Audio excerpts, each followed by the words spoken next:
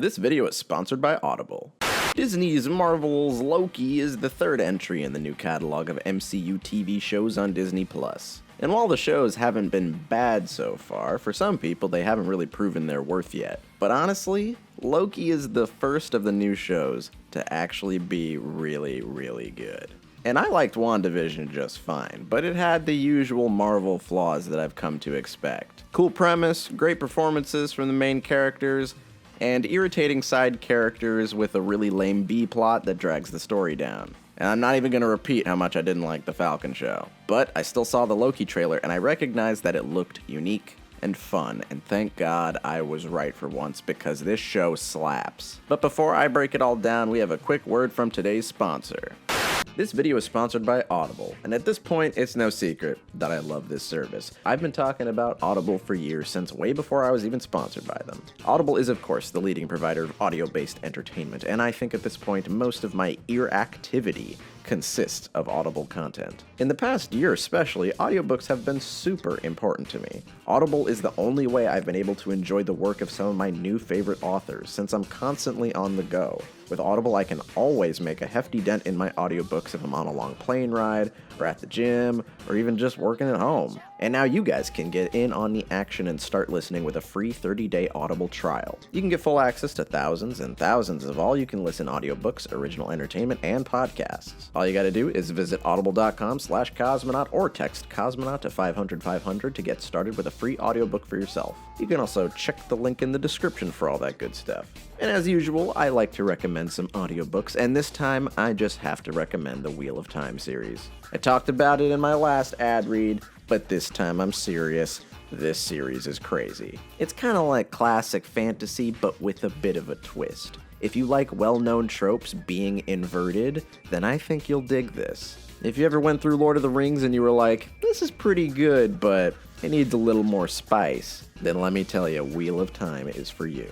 And I am loving the series so far, and it's a pretty long series, so I've been taking advantage of Audible's speed control feature for the first time. If I just crank this bad boy up a little bit, I can shave a few hours off of my audiobook.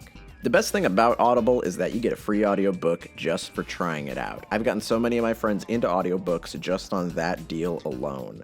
And you literally have nothing to lose. So if you've been on the fence and you've been thinking about trying Audible, honestly, it's a no-brainer. Just go for it. So remember, if you guys want to get in on this, you can start listening with a free 30-day Audible trial and get full access to countless audiobooks, podcasts, and other original content. Just visit audible.com/cosmonaut or text Cosmonaut to 500-500 to start your risk-free trial today.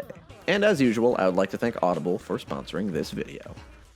So to start things off, let me just explain how I enjoyed this series. I didn't watch Loki week to week. In fact, by the time I finished my Black Widow review last week, I hadn't seen a single episode yet. I waited until 5 of the episodes were out, I avoided spoilers for a few weeks, and then I just watched it all at once. And I did the same thing for Falcon, and I gotta say that I think it definitely helps with these Marvel shows. A lot of people complain about certain episodes being weaker than others, but for me, this was just like an extra long Marvel movie, so it kinda worked for me. I don't really remember any individual episodes because it's all one episode to me. And that really contributed to me liking this show a lot. I really enjoyed it, more than I expected to. Because as you all know, I love when Marvel does something new, which is why Black Widow and Falcon don't really do it for me. But this is my kind of shit. This is the most creative story that they've attempted in a while, and I'm glad that these shows give them room to experiment. But let's talk about the show itself. Without spoiling too much, this series follows Loki.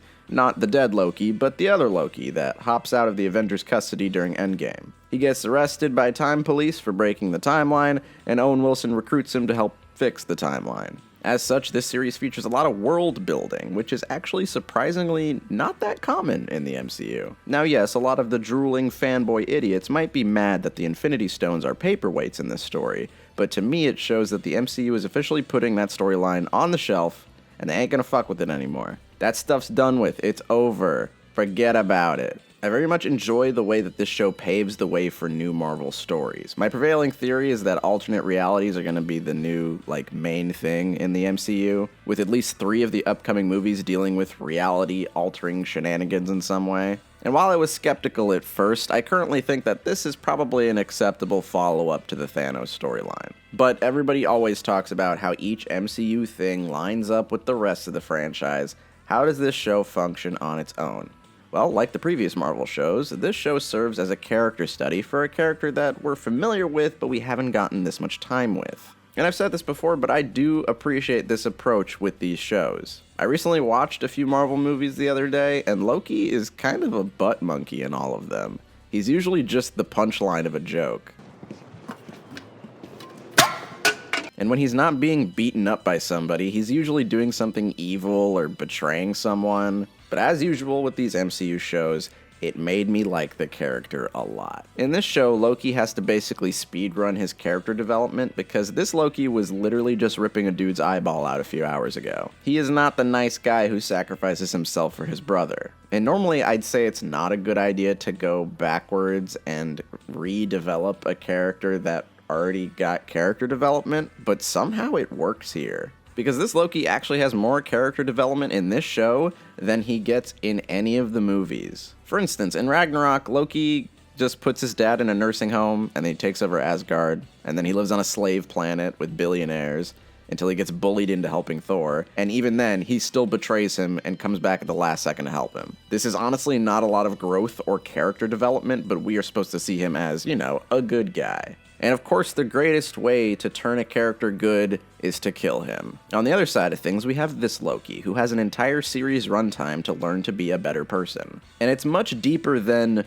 oh, you shouldn't betray people because that's not nice, Loki. In this show, he has to learn a little more. He has to learn how to love himself and understand what he can offer to people other than betrayal and mischief. And him learning how to love himself manifests in a strange but appropriate way. And it works really well because we've already seen Loki learn how to appreciate other people. Now we get to see another arc while still following him on this journey where he learns more about himself. I went from being kind of whatever about Loki to really loving him in this show, and that's also very much attributed to Hiddleston's performance. He's always given Loki 100%, and you can tell he's passionate about the character, and he has a lot of moments in this show where he just knocks it out of the park. There are other characters who are good, but one of them is going to be in the spoiler section, and the other one is Owen Wilson. And a lot of this show is just Owen Wilson and Loki talking in an office about world building and about why Loki is a piece of shit. Big metaphor guy. I love it. Makes you sound super smart. I am smart. I know. Okay. And these kind of scenes are just my favorite. I've seen a lot of people say that this show is boring, and I'd say, yeah, you're right, but I like it anyway. Yes, I'm about to call myself out for being a fraud because I always complain about pacing, but I really like slow, boring things sometimes. At least when the boring stuff is about characters that I care about. And this show does have some action, but a majority is centered around characters sitting around and talking about shit. The finale of this show is mostly just people talking, and I love it. This is my shit. This show has a lot of spectacle. It has crazy, big, dumb Marvel monsters and space aliens, and it has a faux one-take action scene that was kind of cool, but it also slows down and explores the characters. Owen Wilson, for all intents and purposes, is just a normal guy. But we get so much time to see how he feels, and we get time to learn about him, and at that point he grows past the label of the cute MCU side character, and he turns into a character that I want to see more of. However, this show isn't perfect, but to get into what I wasn't a huge fan of, I do have to get into spoilers. So here's your warning. I'm not gonna wait any longer. Let's go. Alright, so anyway, this show has a romance subplot with Loki and his alternate self, Sylvie. If you haven't seen the show, that may be a little weird to you. And there are a lot of 16-year-olds who are mad about this for various reasons. Some people are mad that Loki isn't gender fluid. Some people claim he can't be that queer if he kissed a woman, which is ridiculous. Or they think that he should have gotten with Owen Wilson. Or they're mad because Loki is committing self-cest by getting with himself. And let me just say, I think we need to relax a little bit. I personally don't think the romantic subplot was handled the best, but it's not for any of those insane reasons. For one, yes, it would be cool if Loki was gender fluid like in the comics. It would be cool if he had a boyfriend. But this is a company that isn't quite sure how many times they've introduced their first gay character in a movie. I would be surprised if Kevin Feige even knew what the term gender fluid meant. If we are not being promised anything like this specifically, I think we need to chill the fuck out. Secondly, self-cest isn't real, because hooking up with your alternate self isn't possible, and it never will be. So we as a society literally do not have a moral foundation for it. We will never decide if hooking up with your alternate counterpart is immoral or not, because it literally will never happen. And if you disagree with me, you can log off of the internet for a few weeks. I'm sorry, I've been arguing with a lot of people on the internet lately, so I needed to get that off my chest. But anyway, despite all this, I too was not fully sold on the Loki-Sylvie romance, because I felt like it was just kind of rushed. I get that they did as much as they could to get these two characters together in this limited time, but as they talked more and I realized that they were going to be in a romantic relationship, I was like, oh, okay, well, I think we could have done it better. But I will say that by the end of the story, I'm glad that it doesn't work out for them because it does make the romance a lot stronger. There's nothing better for a romantic subplot than tragedy. So in that scene where she betrays him, I was actually really into it.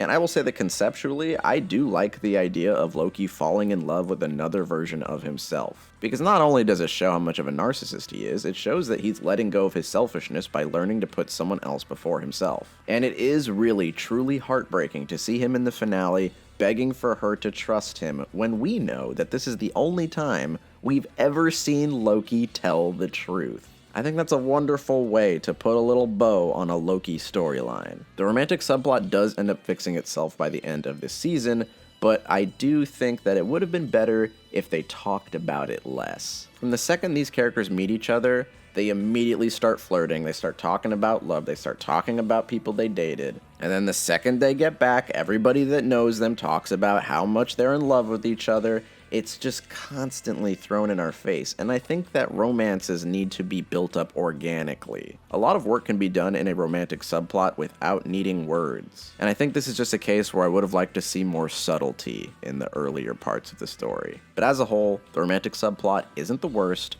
but I do think it stumbles a little bit in the beginning. But another thing I think is a little awkward are the other characters. The other TVA characters aren't nearly as compelling as our core cast. The Lokis are good, Owen Wilson is good, but the Cloverfield Paradox lady and the Lovecraft Country lady didn't really hook me. I think it is hard to give everyone equal treatment as far as character development goes when we spend such a long time on the main cast, but I feel like as one of the primary antagonists, I didn't really connect with the Cloverfield lady that much. We don't learn very much about her beyond her blind obedience to her masters. And these characters just don't have the energy that the rest of the characters have. I felt myself losing interest a bit whenever they took the focus away from the Lokis, and it does happen often enough to kind of muddle the pacing of the show. Like I said, I love slow and boring stuff, but only when it involves characters that I think deserve the slow, boring scenes. However, a lot of these criticisms have a little asterisk above them because this show is actually getting a second season, and that's a first for these MCU shows. And I gotta say that I'm pretty hyped for that because this is the first MCU show that I actually want to see more of.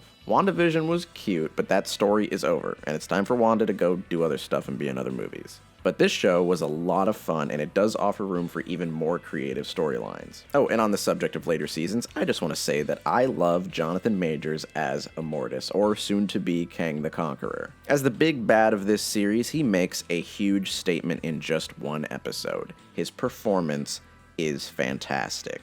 I especially love that one moment where he realizes that he's officially past the point where he knows what's going to happen in the future. This is the kind of moment that I think this show does really well. It doesn't cut away, it lets you sit and watch a character experience something. The idea that this guy is going to get to play other versions of himself is filling me with a lot of excitement. Because I really hate when MCU villains are played by great actors but are underused and underwhelming. Majors is in just a single episode. He spends it talking and then he dies, but he already has me sold. A lot of people are excited to see him as the new big bad in the MCU, and while I like to keep my expectations in check, I'm not going to go ahead and jump to conclusions and say that that's what we're going to get, because it may not be. But if that does happen, I am kind of excited to see how it goes. I think it would be very interesting to see a different approach for a large-scale villain in the MCU. Thanos is in 2 movies, other than a few cameos where he just says, I'm gonna fucking kill those Avengers or whatever. But he doesn't really matter until the finale where he actually shows up and does shit. I think it would be very interesting to see a villain that impacts the world over time and really gets us invested. It's the complete opposite approach that they did with Thanos, and I think that, again, doing different stuff is a good idea. And I like that this show introduces things like this. This show is very ambitious. We get to see sides of this world that have just not been explored yet. And I think that's the best thing to do in the MCU in its current state. You can't show us more of the same because we've seen the best that you can offer. We need new ideas or the formula is going to become stale. And I like the MCU, but I would not have been mad if it all ended after Endgame. So if you want to keep the people like me on board, we need more stuff like this, because so far Loki is the first Phase 4 property that has had me excited to see more. So overall, I'm going to go ahead and give Loki an 8.5 out of 10.